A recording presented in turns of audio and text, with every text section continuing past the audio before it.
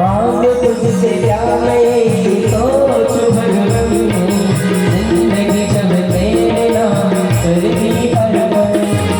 सब कुछ तेरा कुछ नहीं मेरा, सब कुछ तेरा कुछ नहीं मेरा। हो चिंता है तुझको प्रभु संसार की, मन में बसा के तेरी मूर्ति, मन में बसा के तेरी मूर्ति। उतारो मेरा तेरी आरती, उतारो शिव जी तेरी आरती।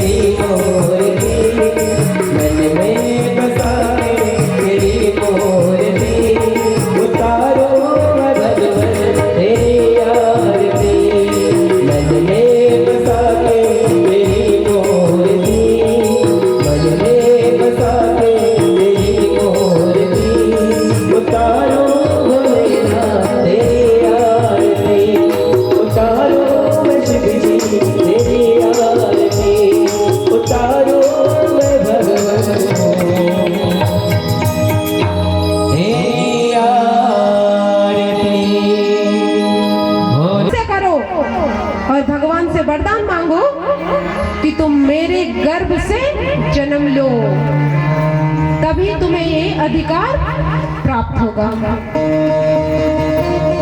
जैसे ही ये बात कही, ध्रुव जी के मन में बहुत कष्ट हुआ।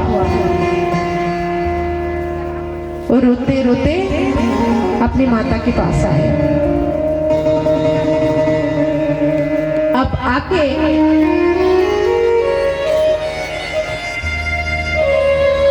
माता को बोले, माँ,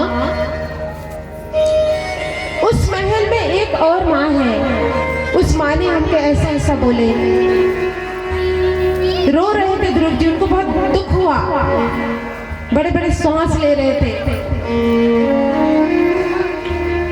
बोले, दीर्घम श्वसन्ति प्रजनस्य पारो मपश्यति बालकमाहवा मां मंगलमतात। तपस्या करने के लिए कहा है। जो किसकी तपस्या? जो जगत पिता की। तुम जाओ पुत्र, तुम जाओ और तपस्या करो और उस जगत पिता के गोद में बैठो, जिनके गोद में बैठने से तुम्हें उतरने की कोई आवश्यकता ही नहीं है, कभी नहीं है। इस पिता के गोद में बैठोगे तो एक दिन तुम्हें उतरना ही पड़ेगा। जब ऐसा कहा तो ध्रुव ने पूछा, माँ, भगवान कहाँ है? मैं कैसे तपस्या करूं? माता बोले, जाओ एकांत में वन में जाओ, वहां तपस्या करो। बोले, कहाँ है भगवान? तो माता सुनीति ने सुंदर समझाया, देखो भगवान हर जगह में है, सकते नहीं? बोले तभी तो तप करने की बात है। जिस प्रकार दूध में मक्खन समाये रहते हैं परंतु उसको हम देख नहीं सकते, जब तक वो दही ना बने फिर उसको खाली दही बनने से बात नहीं बनता, उसको मथना पड़ता है।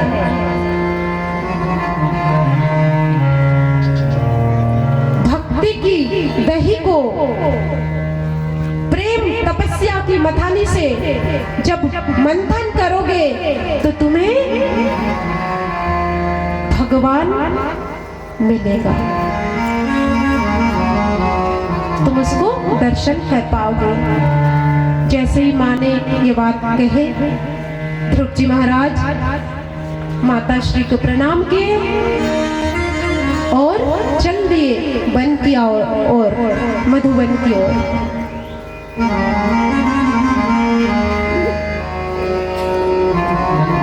महाराज जी चल रहे हैं किसके लिए?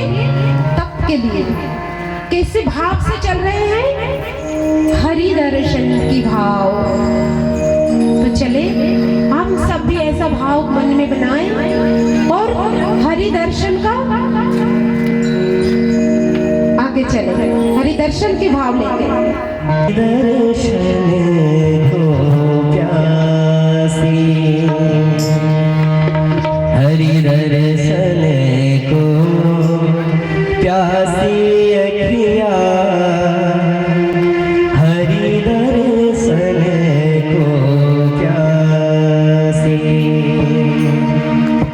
हरि दर्शन को प्यासी अखिया, हरि दर्शन को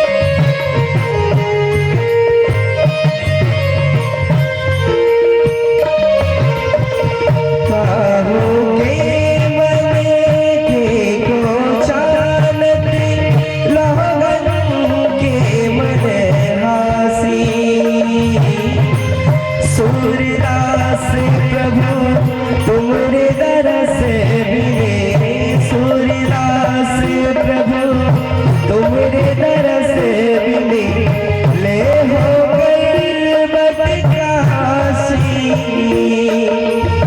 ले हो गई बदकासी, अखिया हरि दर्शन को प्यासी,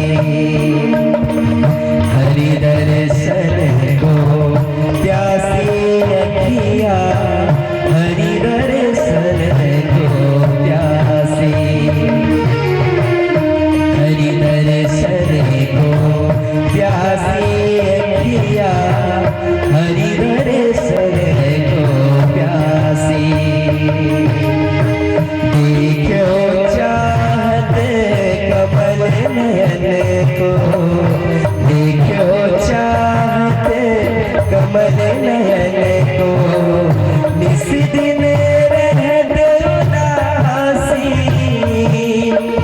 निस दिन रहते उदासी, अखिया हरि दर्शन को प्यासी, हरि दर्शन को प्यासी अखिया, हरि दर्शन को प्यासी, हरि दर्शन को प्यासी अखिया, हरि दर्शन को प्यासी, हरि दर्शन को प्यासी अखिया, हरि दर्शन को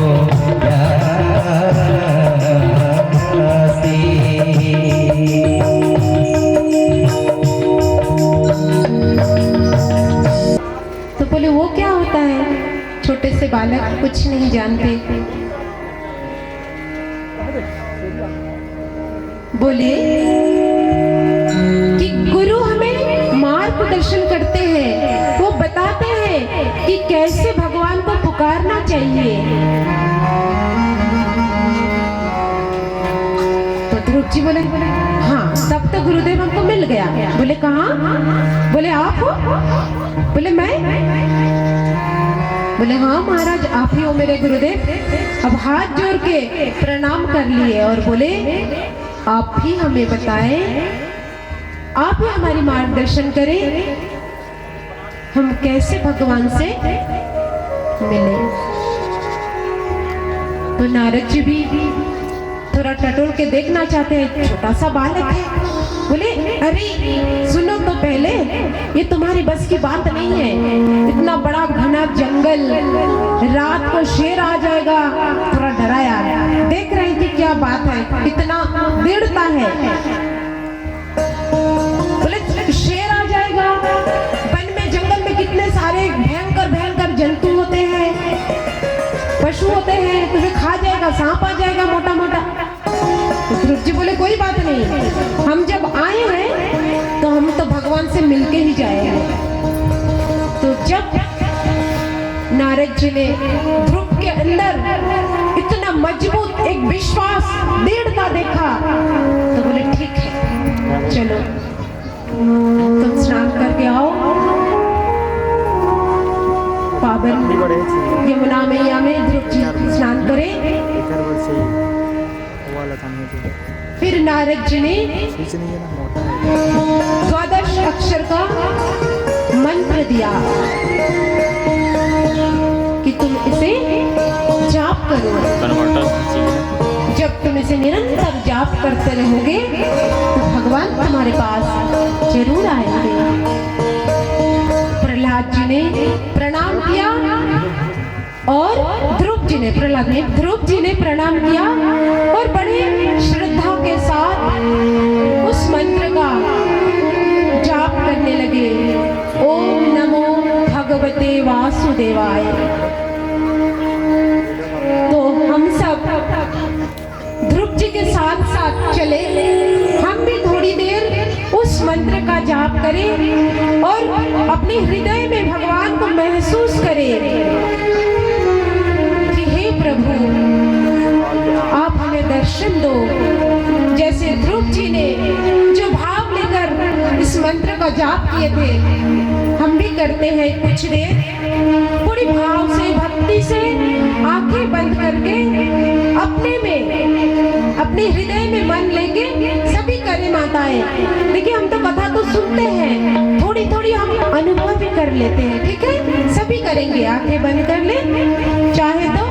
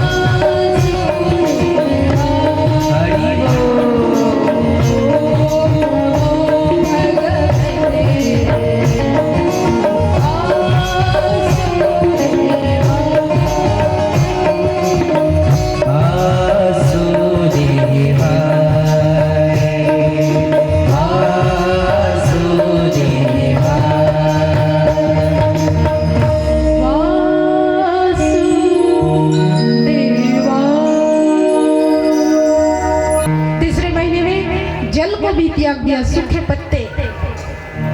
जब इस प्रकार हर एक महीने में हर रोज कठोर से कठोर तप करने लगे, ऐसे करते करते अंत महीने में 6 महीने में ही ध्रुव जी ने भगवान को पा लिया था। कैसे सुने?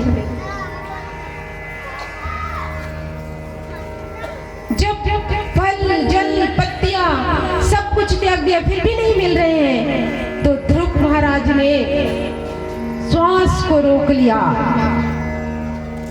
और जैसे ही उन्होंने वायु को भी त्याग दिया, सारे ब्रह्मांड की वायु रुकने लगे। सारी देव देवता गंधर्व किन्नर सारे लोगों का जब वायु रुकने लगे तो सारे त्राही करके पहुंचे भगवान विष्णु नारायण के पास। बोले प्रभु अब कुछ कीजिए, सारा धरती सारी लोग संकट में है, आप कृपा करके ध्रुव को दर्शन दीजिए। विष्णु ने मुस्कुराए और कहा कि देखो ऐसे भक्तों को मैं दर्शन नहीं देता, मैं तो उनका दर्शन करने जाते हैं, मैं तो उनका दर्शन करने जाता हूँ। ऐसे करके जब भगवान ने कहा, सारे देवता प्रार्थना किए, प्रणाम किए। भगवान छोटे से नन्हे से ध्रुव के सामने प्रकट हो गए। बोले श्री भगवान विष्णु नारायण की जय। उनके सामने प्रकट हुए, लेकिन ध्रुव जी महाराज फिर भी नेत्र नहीं खुल रहे हैं, आंखें बंद है। तब ध्रुव जी की हृदय में वो चतुर्भुज नारायण का जो स्वरूप था उसी में मग्न थे। फिर भगवान ने उनके अंतर से उस छवि को हटा लिए। जैसे इस छवि को हटा लिए, ध्रुव जी ने धीरे से अपने नेत्र को खोले और देखे जो हृदय में जिनकी दर्शन कर रहे थे साक्षात वो सामने है।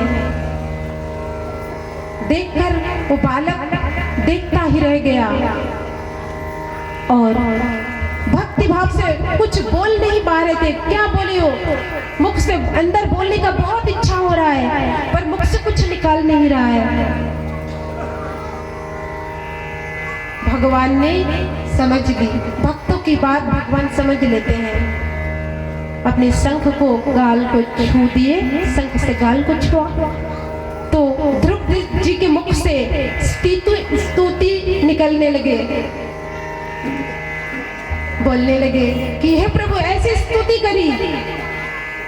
बोले हे प्रभु हम अपने नेत्र से केवल आपका ही दर्शन करें, मुख से केवल आपका ही गुणगान करें,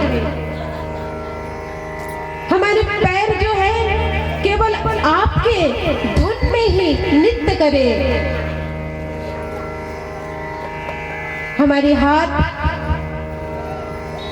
आपके सामने जोड़ के करताल करे, आपकी कीर्तन करे। जब ऐसे स्तुति करने लगे तो भगवान ने बोले ध्रुव बोलो तुम्हें क्या चाहिए, मैं तुम्हें वरदान देना चाहता हूं। बोले प्रभु इच्छा तो कुछ और लेके तब शुरू किए, पर आप मिलने के बाद मुझे और कुछ नहीं चाहिए प्रभु। हम तो पहले नहीं जानते थे, इसलिए हमने पिता का गोद मांगा, राज्य के लिए तप किया, पर जब आप मिल गए हमें संसार की और कुछ भी नहीं चाहिए, केवल आप चाहिए। आप ऐसे ही जब जब मैं आपके साथ ही रहना चाहूंगा। तब भगवान बोले बिल्कुल, परंतु तुमने जो संकल्प किए थे तुम उसको भी ग्रहण करो। ये मेरी इच्छा समझ के, मेरा इच्छा समझ के तुम उसे स्वीकार करो। तब भगवान ने आशीर्वाद किया, ध्रुव जी चले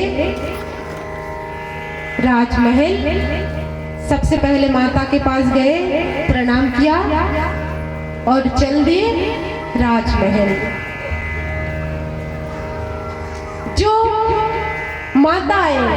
जो माता एक दिन ध्रुव को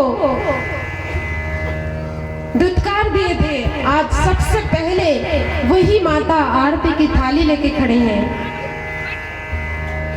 तो देखिए जब जीवन में भगवान का कृपा हो जाते हैं तो कैसे बदल जाता है आसपास के वातावरण। जो आपके शत्रु होते हैं वो भी मित्र हो जाते हैं जब ईश्वर की कृपा होते हैं। तो इस प्रकार जब ध्रुव जी को बहुत ही आदर सम्मान के साथ राजमहल ले गए, साथ माता भी। फिर पिताश्री ने ध्रुव जी को वो सिंहासन सौंपे और तपस्या के लिए चल दिए वन में।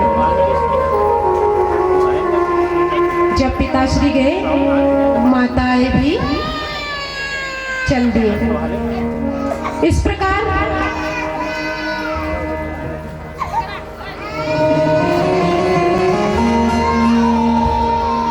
ध्रुव जी ने आशीर्वाद किया था कि तुम 36,000 वर्ष इस पृथ्वी लोक में राज करो, फिर तुम्हारे लिए एक लोक निर्माण किया भगवान ने। तुम्हारे लिए वो जो लोक निर्माण करके रखे हैं, तुम वहां पधारो, जिसको आज भी हम देखते हैं आकाश में ध्रुव नक्षत्र के नाम से ध्रुव लोक कहते हैं। तो देखिए भगवान की कृपा क्या होता है। हमारा मनुष्य बुद्धि में छोटा सा कुछ मांगते हैं, पर ईश्वर तो हमको कितना बड़ा देने के लिए तैयार बैठे हैं। पर हमें केवल, हम जो जीव है, हमें मांगना नहीं आता।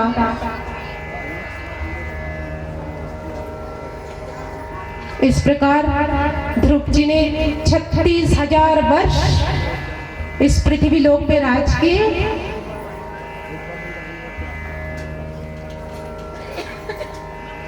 एक दिन जब ध्रुव जी अपने महल में टहल रहे थे, तो देखा कि एक सुंदर सी एक स्त्री दूर दूर से दिखते हैं, घूम रहे हैं। तो ध्रुव जी ने कुछ नहीं कहा। दूसरे दिन और एक बार देखा, अरे बड़े अनजाना चेहरा है, बहुत सुंदर, दिखने में बहुत सुंदर। पर जब जब ध्रुव जी उनको देखते थे,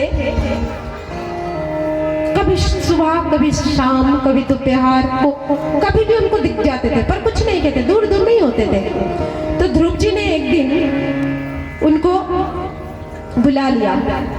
बोले, सुनिए हे देवी, आप कौन हो? आप इस राज्य में तो आपको आज से कुछ दिनों से, 2-4 दिनों से ही मैं देख रहा हूँ। आप कहाँ से आई हो? और सबसे बड़ी बात है कि जब जब भी मैं आपको देखता हूँ, तो कभी मेरे मन में आप मुझे माता के जैसे लगते हैं, कभी मन में प्रेयसी की तरह भाव आते हैं, कभी छोटे बालिका जैसे होती है, जैसे वैसा भाव। तो आप हो कौन? आपको देख के विचित्र भाव मेरे भीतर उदय होते हैं। तब उस सुंदर सी स्त्री ने ध्रुव जी को प्रणाम किया और बोले, हे महाराज, मैं मृत्यु हूँ और आपसे आपका काल पूरा हो गया है, आपको लेने के लिए आई हूँ, परंतु आपके अनुमति के बगैर आपको स्पर्श भी नहीं कर सकती मैं। आप कृपा करें, अनुमति प्रदान करें कि मैं आपको ले चलूं। तब ध्रुव जी ने कहा, आपका स्वागत है। अपने मेरी हृदय की बात कह दी, हे देवी, आप हमें ले चले। तो मृत्यु ने ध्रुव जी के सामने सर झुका दिए और बोले, आप आपका चरण मेरे सर पे रख के चले। जैसे ही चरण सर पे रखे, आकाश से पुष्परथ आगे दर्शन होगा, जिनकी प्रतिभा इतनी सुंदर हो, कितना सुंदर होगा,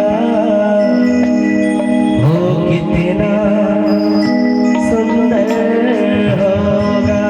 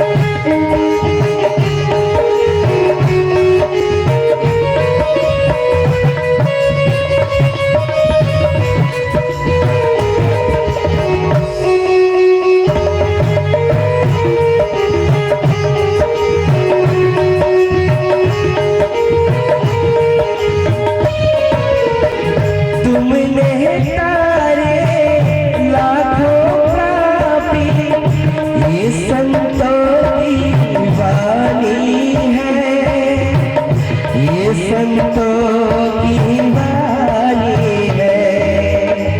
तुमने तारे लाखों पापी, ये संतों की वाणी है, ये संतों की वाणी है। भाव से तेरी पूजा रचाओ, जीवन में मंगल होगा। जिनकी प्रतिमा इतनी सुंदर, वो कितना सुंदर होगा, वो कितना सुंदर होगा। नाम है तेरा तारनहारा, कब तेरा दर्शन होगा। जिनकी प्रतिमा इतनी सुंदर, वो कितना सुंदर होगा, वो कितना सुंदर होगा, वो कितना सुंदर होगा, वो कितना सुंदर होगा। बोलिए बाके बिहारी लाल की। ना आई ना ऐसी शाम, ऐसी सुबह न आई ना ऐसी शाम। जिस दिन जुबां पे मेरी, जिस दिन जुबां पे मेरी आए न शिव की नाम, ऐसी सुबह न आई न ऐसी शाम, ऐसी सुबह न आई न ऐसी शाम। जिस दिन जुबां पे मेरी, जिस दिन जुबां पे मेरी आए न शिव की नाम, ऐसी सुबह न आई न ऐसी शाम।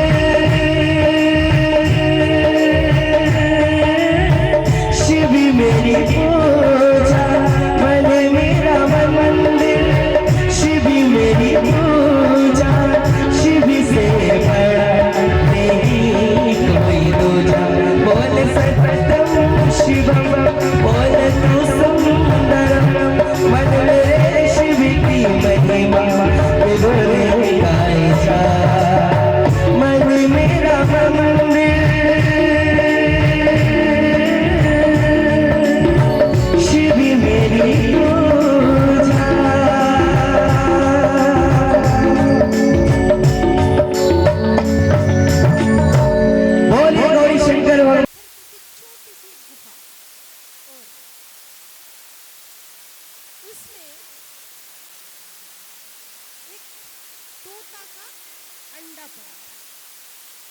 अब तोते का स्वभाव कैसे होते हैं, वो कुछ भी सुने बार बार एक चीज तो वो रटने लगते हैं, पता है ना, मिट्टू वही करते हैं। तो उसमें माँ का जो हाँ ये उसके दिमाग में बैठ गया था। अब भोलेनाथ कथा कहते जा रहे हैं और वो अंडे से वो निकल जाता है। वो छोटा सा बालक, शुभ बालक बोलते हैं उसको, पक्षी, वो निकल के ऐसे वो सुन रहे हैं और वो हुंकार भर रहे हैं। इधर कथा समाप्त की और अचानक से माता की, मैं विराजने के लिए नहीं आया हूँ, थोड़ा गुस्से में समझ सकते हो आप लोग। तो बोले प्रभु आज्ञा कीजिए। बोले आपके यहाँ कैलाश से चोरी करके एक चोर आया है।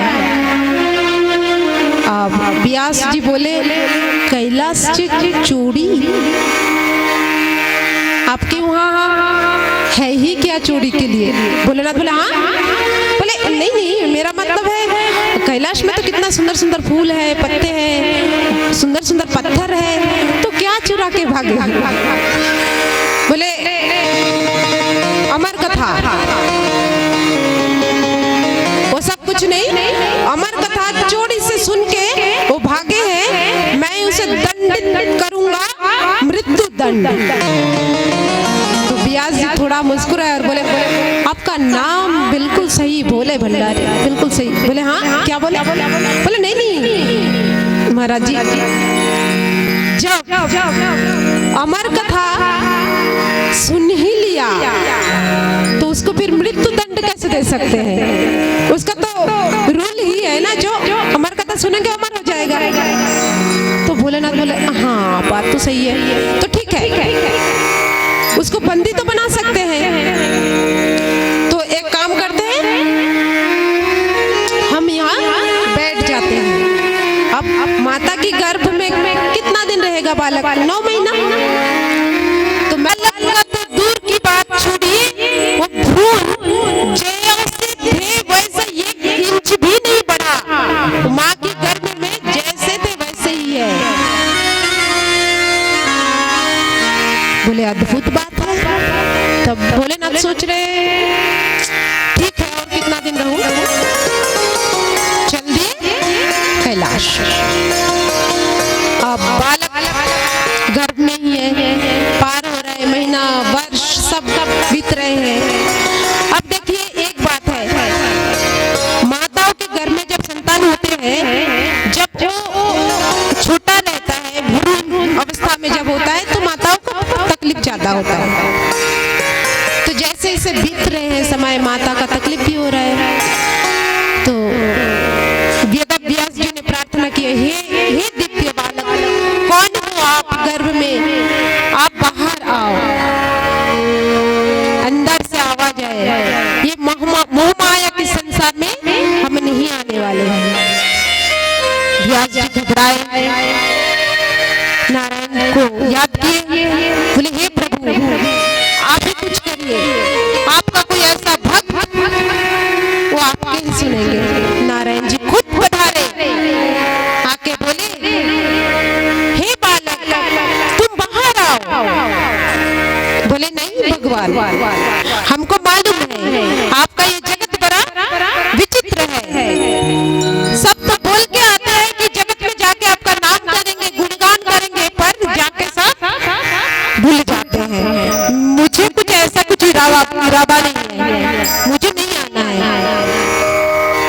तो नारायण जी बोले देखो माता को तकलीफ हो रहा है, तुम जब तक बाहर नहीं आओगे माता को कष्ट हो रहा है, कष्ट भोगेंगे। तो जब माता की बात आई तो बच्चे जिस प्रकार बच्चों का कुछ होता है तो माता का दिल पिघलता है, बिल्कुल उसी तरह माता का बात जब आते हैं ना तो बच्चे भी सोचते कहते हैं। तो जब माता की बात आई तो कुछ नहीं बोले, चुप रहे।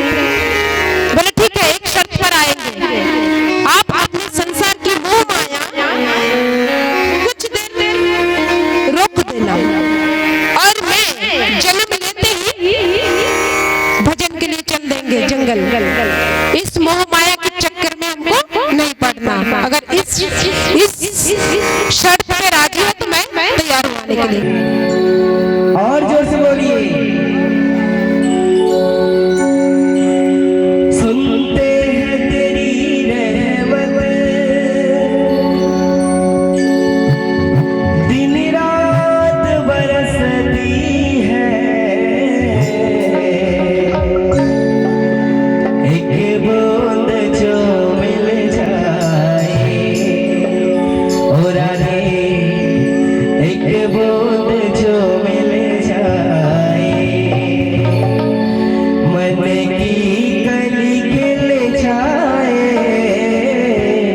राधे तेरी चरणों की, श्यामा तेरी चरणों की, कर धूल जो मिल जाए, सच कहता हूँ मेरी, सच कहता हूँ मेरी, मन की कली खिल जाए, राधे तेरी चरणों की, श्यामा तेरी चरणों की।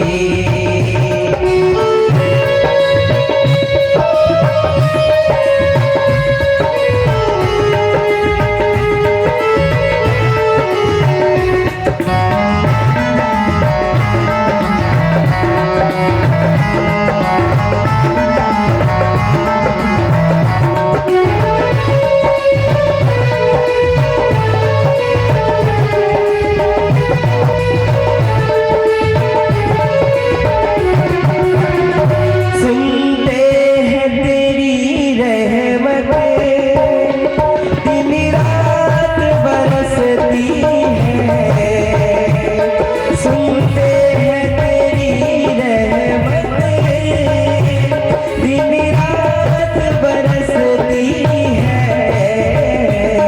एक बूंद जो मिल जाए और राधे, एक बूंद जो मिल जाए, मन की कली खिल जाए,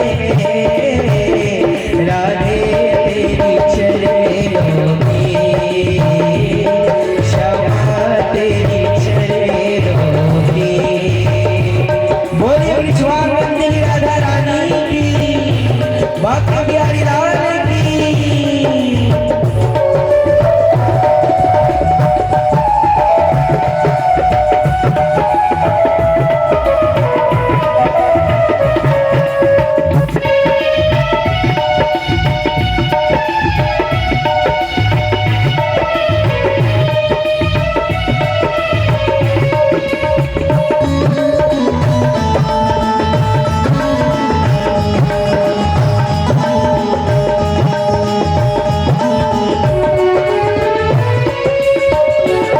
ये मन बड़ा चंचल है, कैसे इसे समझाओ,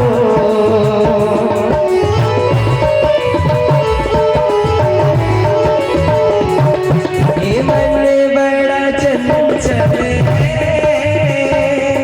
कैसे इसे समझाओ,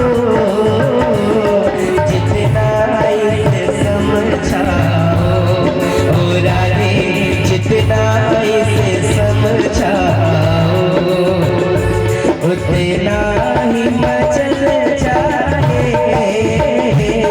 राधे तेरी चरणों की, श्यामा तेरी चरणों की।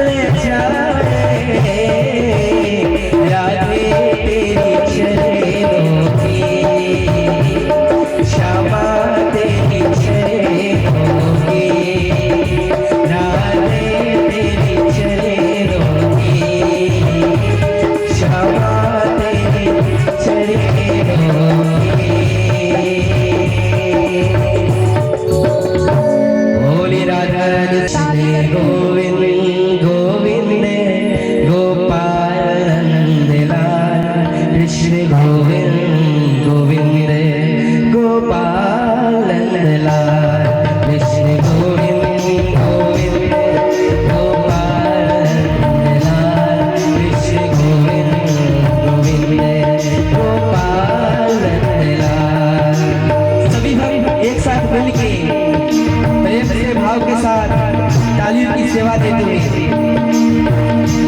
कृष्ण गोविंद गोविंद गोपाल नंदलाल, कृष्ण गोविंद गोविंद गोपाल नंदलाल, हे गोपाल नंदलाल, हे गोपाल नंदलाल।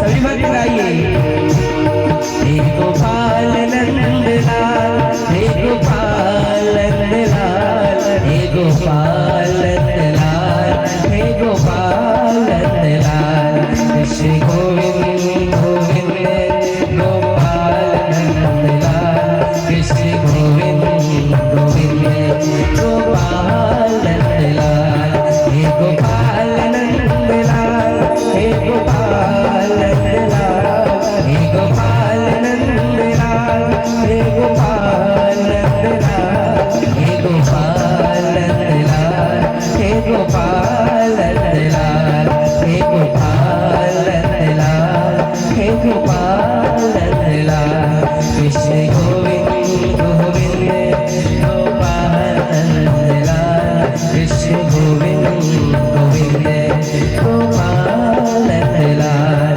हे गोपाल नंदलाल, हे गोपाल नंदलाल। बोली कृष्ण हम ताली तो बजवाते महाराज,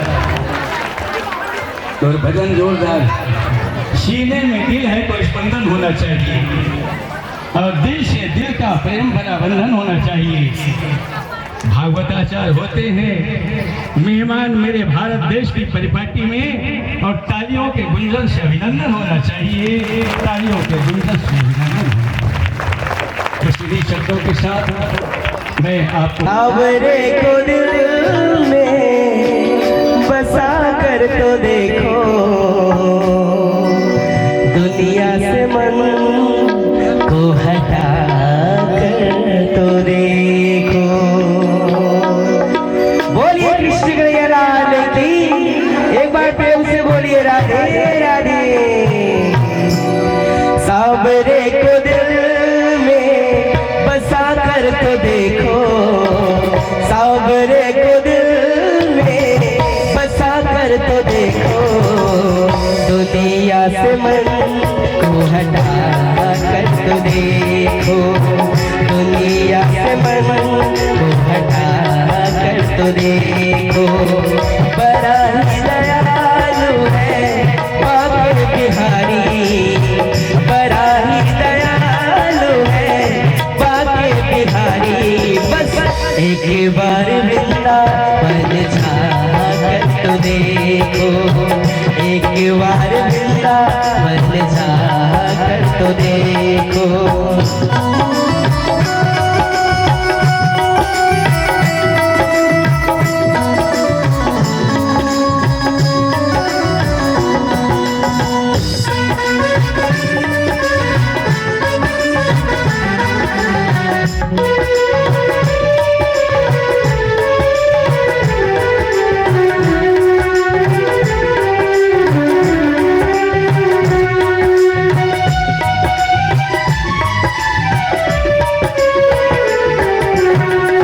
मीरा ने जैसे गिरधर को पाया, मीरा ने जैसे गिरधर को पाया, प्याला शहर का अमृत बनाया, प्याला शहर का अमृत बनाया।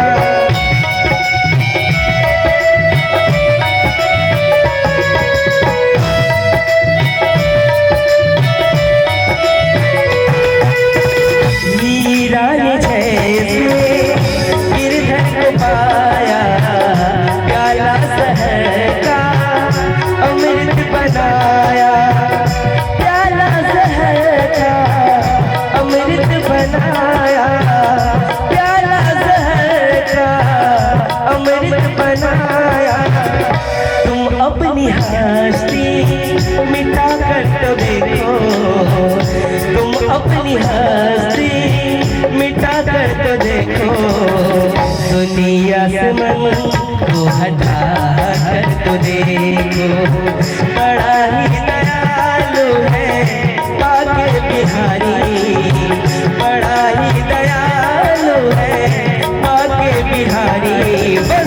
एक बार वृंदावन आकर तो देखो, एक बार वृंदावन आकर तो देखो। बोलिए वृंदावन धाम की, बरसाने की राधा रानी की, भक्त की आनंद की।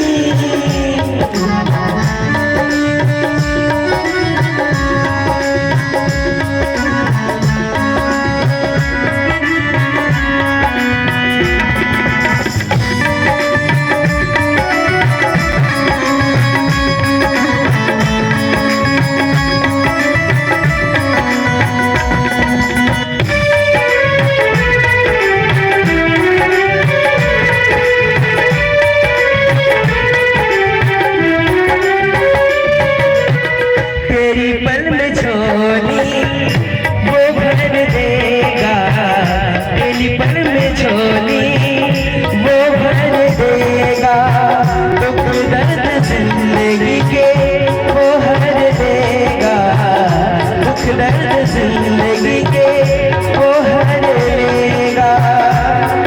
कहते हैं कि कोई तन दुखी और कोई मन दुखी और कोई धन भी में रहे उदास, अरे थोड़ी थोड़ी सब दुखी और सुखी राम के दास। तो अगर सुखी रहना है तो राम के दास बनिए, भगवान के चरणों में समर्पित हो जाइए, तभी मन को शांति मिलता है, सुख मिलता है। प्रेम से बोलिए राधे राधे। तेरी पल में झोली वो भर देगा, तेरी पल में झोली वो भर देगा।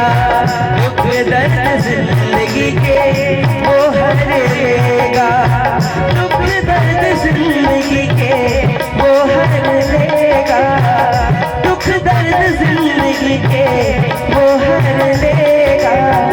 चौखट पे दामन फैला कर तो देखो, चौखट पे दामन फैला कर तो देखो। दुनिया से मन को हटा कर तो देखो, दुनिया से मन को हटा कर तो देखो।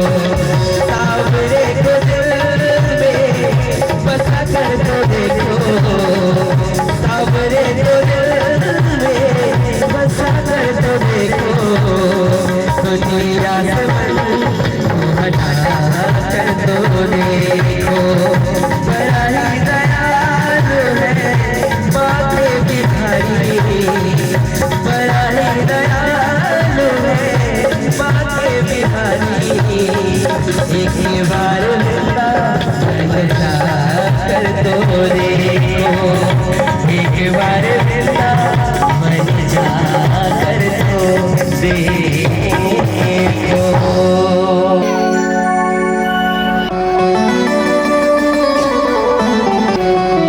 महाराज भीष्म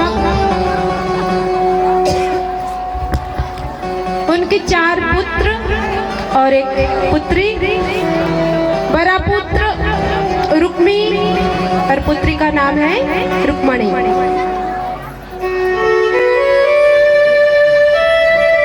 समय को देखते हुए, क्योंकि आज नगर में भी हमको निकलना है, आप लोग कई बार सुन चुके हैं, भाव के साथ सुनिए। अब रुक्मणी जी को गोविंद के बारे में सुन सुन के हृदय में प्रेम जागृत हुआ और उन्होंने गोविंद को एक पत्र लिखा, एक ब्राह्मण जी के हाथ पत्र लिखा। उसमें लिखे कि हे गोविंद, हे कृष्ण, मैंने जब से अपना होश संभाले हैं, जब से प्रेम तत्व को समझे हैं, तब से मैंने आपको अपना पति के रूप में माना है। आप जल्दी से आइए और हमें स्वीकार कीजिए। यदि आप नहीं आए तो मेरा ये जीवन त्यागने के अलावा और कोई दूसरा पथ नहीं है। ये था रुक्मणी जी का पत्र भगवान भगवान कृष्ण के पास पहुंचा। अब इस पत्र में जो लिखा है, इस बात को सुनकर यहाँ पे जो युवा लोग बैठे हैं वो बहुत अपना बुद्धि ना लगाए, क्योंकि आप सबको पता है रुक्मणी जी किसकी अवतार है? माता लक्ष्मी की। और हर जन्म में माता लक्ष्मी नारायण के सिवा किसी को और वरमाला नहीं डाली। तो इस लीला में थोड़ा सा अलग आता है, थोड़ा ट्विस्ट आते हैं, इसलिए बोले कि देखिए आपका लीला एक तरफ और विवाह एक तरफ। तो युवा जो लोग हैं पसंद करो, अच्छी बात है, परंतु माता पिता को मनाओ। बड़ों के आशीर्वाद के बिना विवाह जीवन कभी भी सुखी नहीं होता।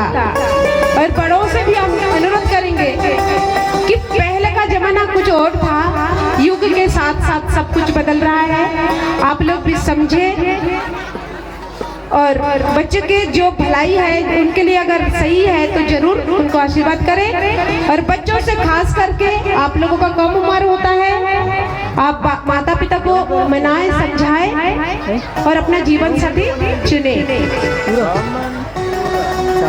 तो इस प्रकार रुक्मणी जी ने भी अपने पिताश्री को बोले, पिताश्री ने आशीर्वाद